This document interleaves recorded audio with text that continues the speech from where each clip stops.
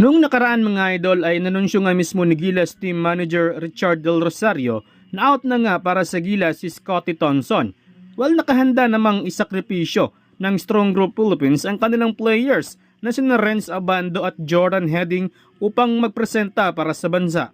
Ayon nga kay SGA team manager Jacob Lau na kung para sa bansa, handa sila makipagtulungan. At eto mano ang dahilan kung bakit nabuo nila ang SGA upang ipresenta ang bansa. Kaya handa umano silang ipagamit ang isa or silang dalawa para sa Gilas Pilipinas. Inamin nga mismo ni Lau na matagal nang gusto ng Gilas na kunin sina Abando at Jordan Heading. Yun nga lang, hirap silang makuha ang dalawang players na ito dahil sa commitments. Ngayong nasa SGA na sina Heading at Abando ay nakahanda silang ipagamit ang dalawa. Kahit players or coaches man yan, willing umano silang ipagamit para sa bansa.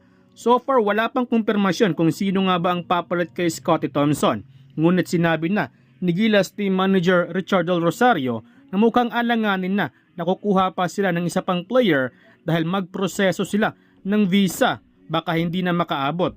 Samantala, bago aalis ang Gilas papuntang Europa ay magkaroon muna ng tune-up game sa pagitan ng Taiwan Mustangs kontra yan sa Gilas Pilipinas bukas. Sa kasamaan ay hindi nga makapaglaro sina Dwight Howard at DeMarcus Cousins. Sayang, maganda sanang pampapakondisyon to para sa Gilas Pilipinas, lalo na sa ilalim, na kung saan ay makaharap sana ni Kai Sotto sina Cousins at Howard.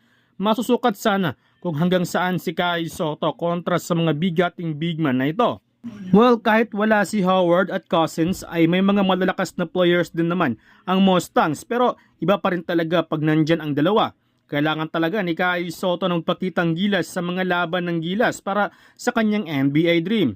Dahil kung hindi niya kayang magdomina ay paniguradong lalayo na sa kanya ang pintuan ng NBA.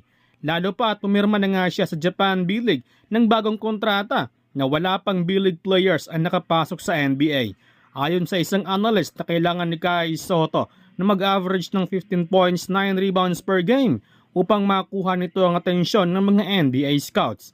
Sa ngayon ay patuloy ang practice ng ating Gilas Pilipinas. Ayon nga sa agent ni Kai Sotto, natiwala siya na ma-unlock ni Coach Tim Con ang potensyal ni Kai Sotto. Lalo pa tapasok na ang prime ni Kabayan.